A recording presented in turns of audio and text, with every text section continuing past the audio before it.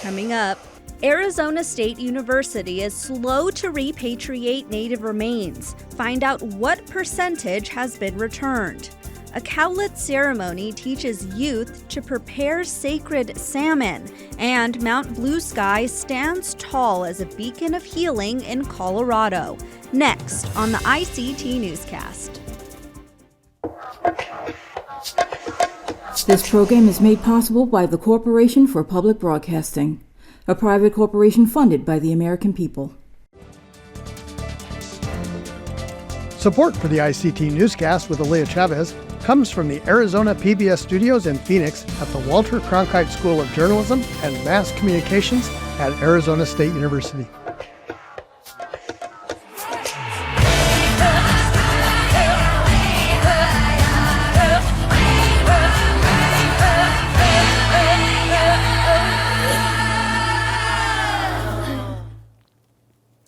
Amida Hopa, thank you for joining us. I'm Aaliyah Chavez. We begin in Washington, D.C., where for the first time ever, the U.S. Department of Agriculture will conduct an international trade mission focused on Indigenous products. Next week, more than 30 tribal agricultural leaders will join department officials in Vancouver, Canada, looking to sell more Indigenous goods abroad. The agribusiness trade mission will also seek to boost a cross-border collaboration with First Nations. USDA Undersecretary Alexis Taylor called the mission historic and said its goal is to, quote, bring more Native Nations farmers and agribusinesses into exporting to foreign markets. Being able to share products and, collaborate and coordinate on economic development opportunities and initiatives through the lens of food sovereignty, food security, and our food systems is a really unique opportunity. We continue our Native vote coverage now in North Dakota, where after Tuesday's primaries, 7 Indigenous candidates are competing for seats in the state legislature. 6 are vying for 4 seats in 2 House districts. Each state House district elects 2 members. Incumbent Democrat Jamie Davis faces 2 Indigenous Republicans and 1 Indigenous Democrat in the House District 9 race. The other Indigenous incumbent, Lisa Finley DeVille, is running for re-election to District 4A against a Republican who is a fellow Mandan, Hidatsa, and Arikara Nation citizen. In the Senate, Democrat Richard Marsalis is running to reclaim the state Senate District 9 seat that he lost in 2022. In Arizona, dozens of hikers say they caught an unknown illness while visiting Havasupai Falls, located at the bottom of the Grand Canyon. The stomach bug first began when a group of hikers had to be rescued by helicopter out of the canyon. The situation was thought to be isolated until hundreds of hikers reported similar symptoms on Facebook. On Tuesday, the Havasupai Tribe's tourism office released a statement saying the water sources are tested regularly and are safe for consumption, and another test is scheduled in 2 weeks. We head now to New Orleans, where the Audubon Zoo added 2 screaming hairy armadillo pups to their facility in order to assist in conservation efforts. The threatened species is native to South America and is considered a cultural symbol of the Bolivian highlands, according to zoo officials. They are believed to be the first screaming hare armadillos born in North America since 2018.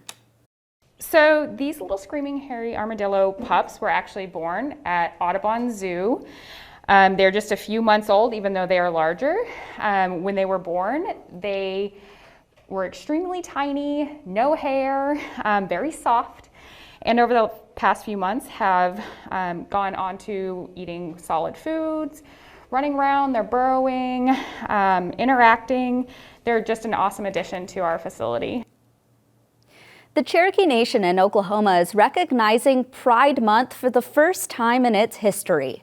Principal Chief Chuck Hoskin Jr. made it official earlier this week, signing a proclamation celebrating LGBTQ+ citizens. Hoskin directed Cherokee tribal departments to review its policies for any barriers to access for Two-Spirit people. There's a lot of people that hold positions of power who are trying to divide us, who are trying to marginalize people, and young people are suffering as a result. There are young people right now who feel alone, who feel like they live in the shadows, but I want them to know more than anyone else that the Cherokee Nation and the Cherokee people love you, and that we see you, and that you're a part of our community. Well, an MLB team has partnered up with the Native youth for a once-in-a-lifetime opportunity. The Atlanta Braves hosted its third annual Native American All-Star Baseball Showcase for 50 high school students. The players went through a pro-style workout with 5 former Braves players on the field at Truist Park, followed by a home run derby for a select few. 20-plus tribal affiliations from 16 states and Canada were represented. Michael Stopp is the executive director of the Native American Athletic Foundation and acts as an advisor to the team's president and CEO about Native issues.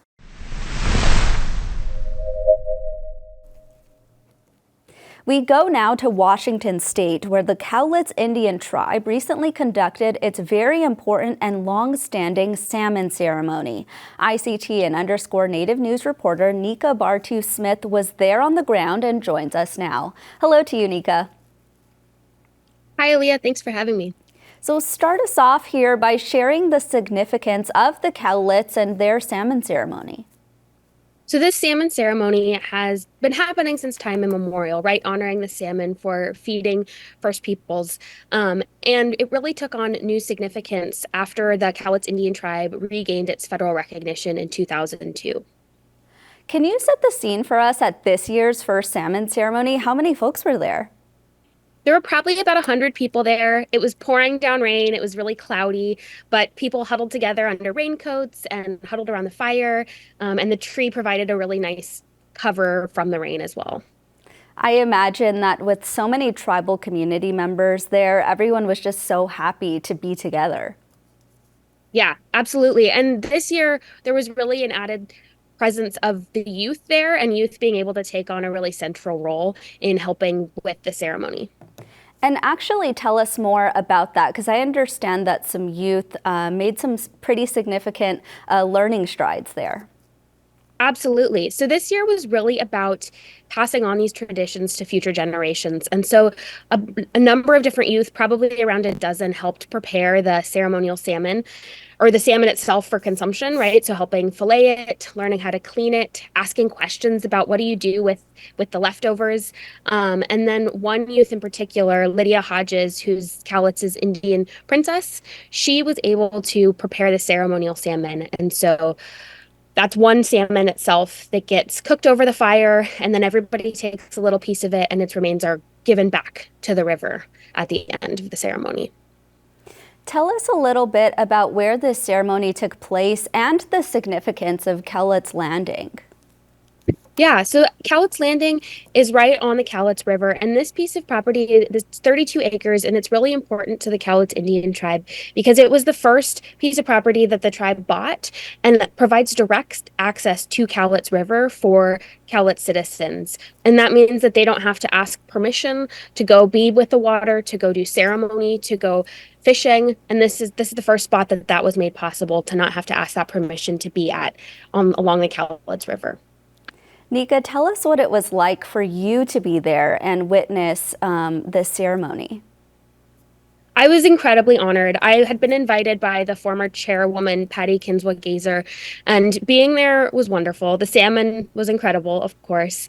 And really, everyone was excited to share with me about what this tradition means to them, why it's important, and I felt really welcomed and invited in. Nika, I'm really curious. We know that elders are such a cornerstone in every Indigenous community. What were you observing with the elders being there? I bet their hearts were just so happy. Absolutely. I talked to multiple elders who really were especially happy about seeing their youth being really involved in this process this year. One of them helped Lydia prepare that ceremonial salmon, and he and Lydia were able to kind of have this really special moment together where he was passing on this tradition that had been taught to him, and lots of smiles, and everybody really enjoyed the salmon, of course, and lots of drumming and singing as well that the elders definitely took part in and were clearly honored to be a part of. I'm really curious. We've reported so much at ICT about salmon and how their species is in decline due to things like climate change. Did that at all come up at the ceremony? That wasn't necessarily a part of the conversation, although I do know that this salmon comes from the Cowlitz salmon distribution program, and so it's kind of a fish farm where they're farming the salmon themselves. And I know that part of that definitely has to do with really trying to reintroduce salmon into the habitat and keep it here. And they're also working on other projects around the area that have to do with restoration of the salmon in particular. Nika, I'm really curious, what other stories that you're working on? We know that there's so much happening where you're located. Yeah, today I'm actually headed to Many Nations Academy at the Native American Youth and Family Center in Portland to write about their graduation. There'll be 14 Native students graduating today, so you can keep your eyes peeled for that story tomorrow. And next week I have lots of others coming out as well. One that has to do with Cowlitz and the removal of a dam in their area. Well, Nika, we thank you so much as always. Thank you.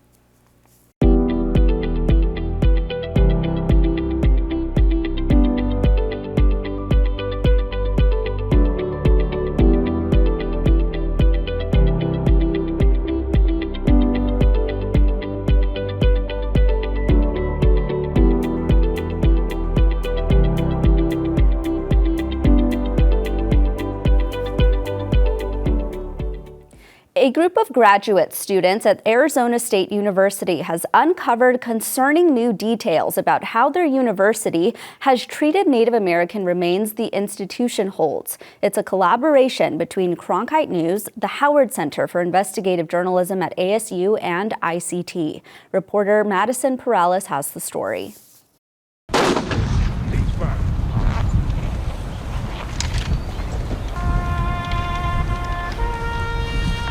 Members of the Pawnee Nation gather in Washington, D.C. to correct an injustice dating back more than a century and a half and reclaim the remains of ancestors. They were murdered without provocation. They were murdered because they were Indian. Inside these boxes, the heads of 6 of the Pawnee people who were decapitated by U.S. soldiers in the 1800s. Their skulls got sent to museums in America's capital in the name of U.S. government research. Nearly 30 years ago, James Ridingin had just become a professor at Arizona State University. He came here to Nebraska to tell the story of how Pawnee skulls ended up in museums. The Army was doing what is referred to as craniometric research, and that's to try to prove the superiority of the white race. They were taking skulls. They were doing it on orders from the War Department and the U.S. Surgeon General. In this 1868 memo to medical officers, the Surgeon General's office detailed how a collection was commenced last year at the Army Medical Museum, with 47 Indian heads, and the Surgeon General wanted more, to, quote, furnish accurate average measurements of head sizes. We're freeing the captive spirits of these individuals, putting them back in Mother Earth where they belong. The story of how many other Native American remains ended up in museums is not nearly as gruesome, but Ridingin still says it was wrong. Human remains were dug up during construction, dam building, roadwork, and archaeological digs, with many items shipped to museums to study. Like at Arizona State University, where Ridingin co-founded the American Indian Studies program. Now in his 80s, he's still fighting to get more museums to return remains that were taken from graves. Through my citizenship with the Pawnee Nation, I became engaged in repatriation work. The Native American Graves Protection and Repatriation Act of 1990, or NAGPRA, is federal law that requires museums and other government agencies to make human remains and cultural objects available to return to tribes. But an investigation from student journalists at Arizona State University's Cronkite News and the Howard Center for Investigative Journalism found unequal compliance by Arizona's 3 largest state universities. The journalist who initiated the team's investigation talks about where it all began. I'm Indigenous myself. I'm a member of the Navajo Nation. This is our lives. These are our ancestors' lives. That obligation to give back, that's what drives a lot of my own reporting, and especially for this project. ASU has around 800 human remains and 1,400 cultural objects that the law requires to be made available for return to tribes. But federal records we analyzed show only 2% of what the university holds has been made available for return. To me, something is wrong. Something is dreadfully wrong. This is not morally ambiguous. There's nothing to ponder here.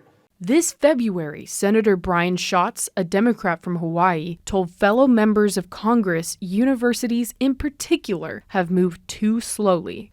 The fact is, these items do not belong in museums and universities or to science or academia.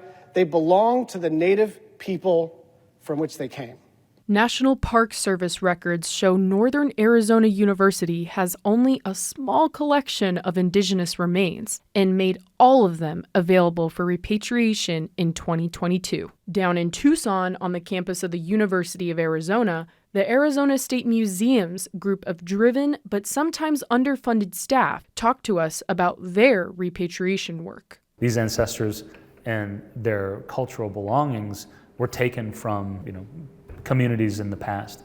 And so in order to restore some of that wholeness, they need everyone and everything back. Their work makes a real impact, like when some of the museum's collection returned to the White Mountain Apache, Ramon Riley's community. When you go through this process, bringing it back, it makes you feel good.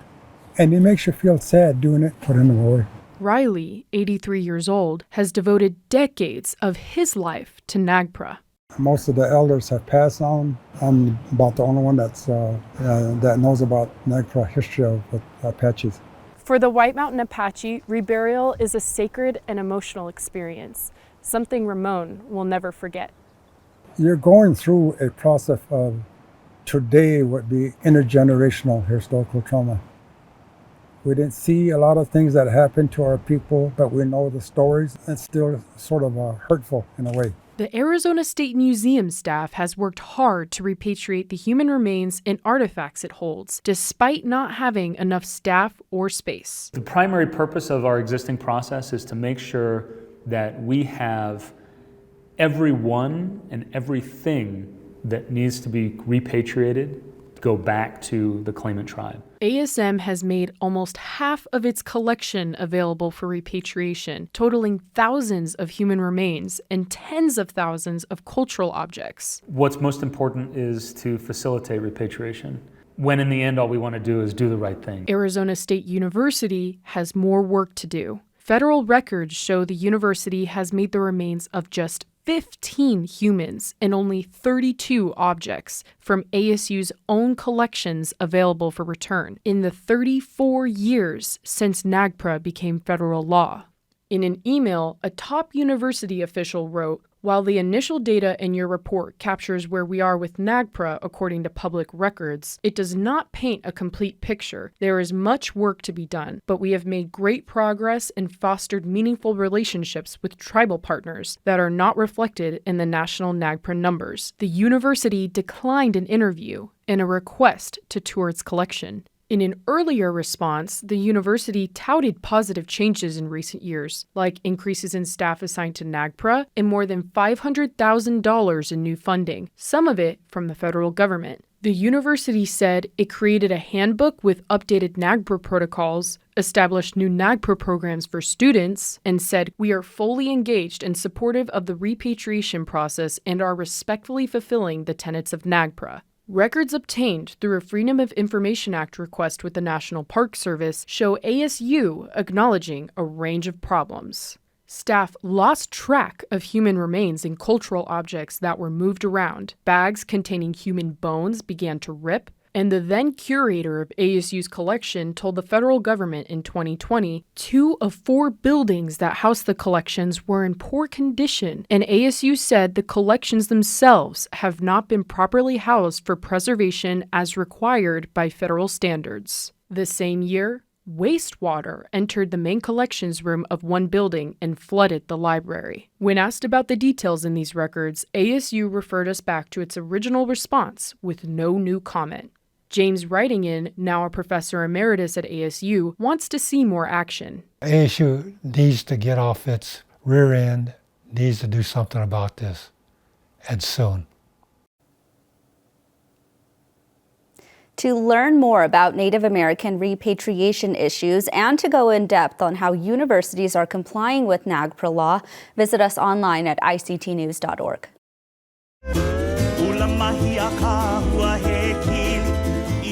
A ohe pau ka ike I ka halau ho'okahi.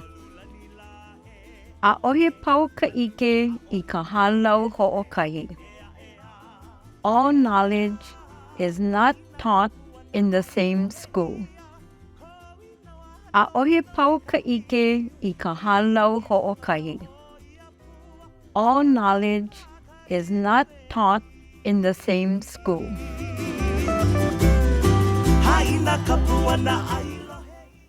In Denver, Colorado, one of the peaks most visible is beautiful Mount Blue Sky. It was previously named Mount Evans after Colorado's territorial governor, a person sometimes referred to as the architect of the 1864 Sand Creek Massacre, when 230 Cheyenne and Arapaho people were killed by the American military. Journalists Darren Brown and Adam Youngbear from Cheyenne and Arapaho Productions attended the peak's renaming ceremony in late 2023.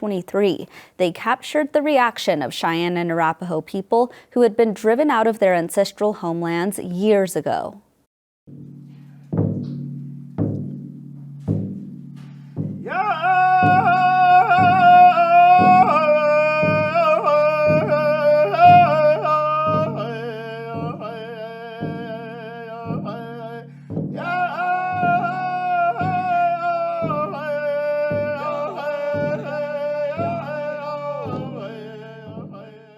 The Cheyenne Arapaho people are deeply rooted in Colorado. Our history is here. We have ceremonial sites here. Our culture was here. It's a really beautiful place. And like I said, you take away all the buildings and you see it for what it was. And unfortunately, things happened. And I kind of felt, as most people do, we were run out. Most everybody in the room knows that Governor Evans was very instrumental in the 1864 Sand Creek Massacre. Well, not only was he instrumental in the massacre, but he was also instrumental in the proclamation that allowed for, I think as it was in that proclamation, that Indians could be killed at any time, any place, anywhere. We can't change those things, but you know what? We came back, 100 years or so and changed the name. And if there's something that we can do in our lifetimes, it's kind of make things right, settle things the way they should have been, and to hopefully that this allows people, our tribal members, to heal. This is beautiful land, as Governor Wasney said. Very beautiful land. But I'm going to tell you something. It's cold up there. It's cold and it's rough up there. You know, it's hard to breathe up there. But my grandson, he helped me, and I made Paul Sonderman's here somewhere. I once made you have to watch, because when you're Arapaho, what you say becomes a vow. So you got to do what you say. And I was being funny, and I told him, I said, when this name gets changed, I'm going to sing a victory song on top of that mountain. So he held me to it, And so today I was up there and breathing it, and thank God for my grandson. He helped me sing that song. So I did get it done.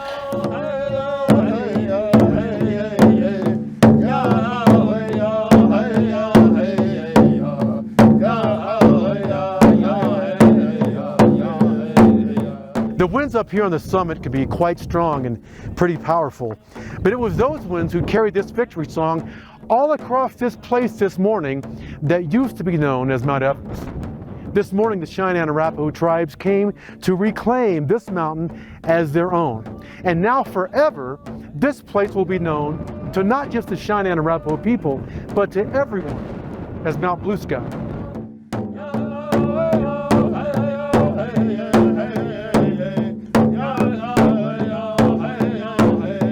This morning was a one-of-a-kind feeling, We got to change the name in our way, the way we do it. I thought back to, how our people roamed this area. This was home, and we We change it to blue sky and people say, why? That's the opening for our educational portion, you know. This is why we named it. I thought I was an aware person. I thought I knew a lot of this history, and I didn't know how much I didn't know until some people said they wanted to change the name, and I had to study and see why they wanted to change the name. And the more I saw, the more outraged I became at the history, and what we were taught was history that was not. That the history had never actually been written, and that it's only through this name change that we're finally getting the history written in a way that's accessible to everyone, that we can all learn.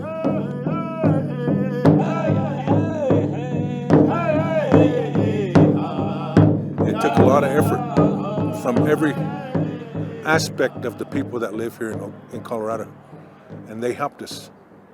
They understand what our story was, and they helped us push through and push through and push through and push through. And today it's a reality, you know, that we have our foot back in the door, you know, on our land. Come back home. Yeah.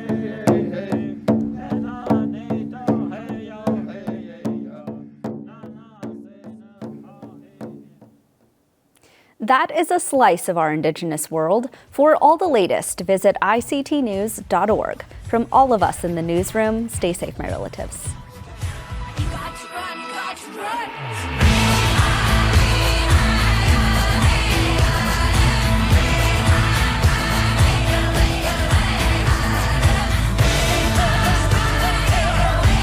This program is made possible by the Corporation for Public Broadcasting, a private corporation funded by the American people.